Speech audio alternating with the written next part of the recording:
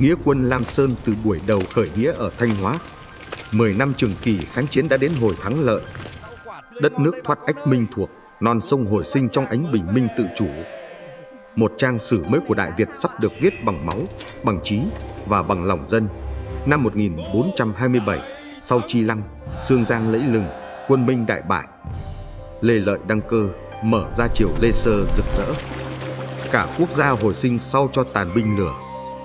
Nhân tài hội tụ như sao trời giáng xuống Đại Việt, nhưng ánh hào quang không thể che giấu bóng tối. Giữa thế kỷ 15, triều đình chìm vào xa hoa, dục vọng.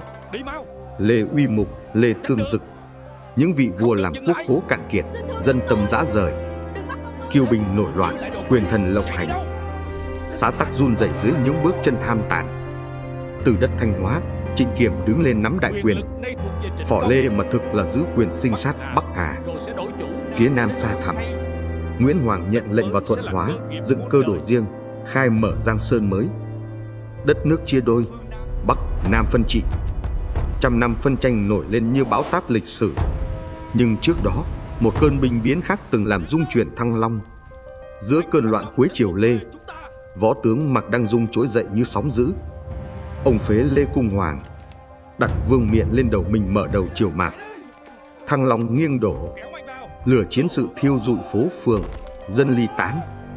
Từ đất Thanh, Nghệ, các tướng Lê, Trịnh dựng cờ phục quốc, mở màn cuộc chiến Nam, Bắc triều. Sông Cầu đỏ máu, thành tan, người cùng dòng máu chém giết nhau.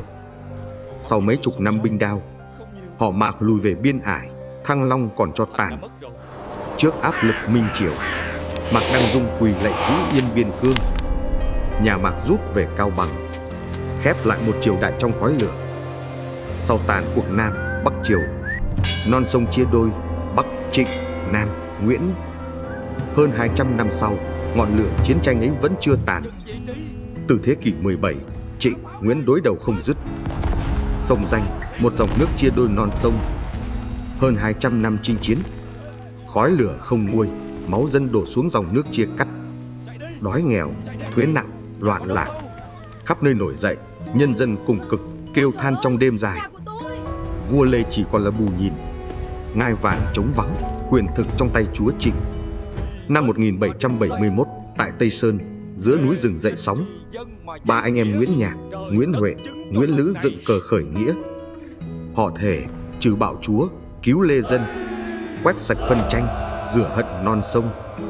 Ngọn gió từ đất gió miền Trung nổi lên, mang theo cơn bão, đổi thay vận nước. Và từ đây, lịch sử sang trang, mở đầu thời đại của người anh hùng áo vải Quang Trung.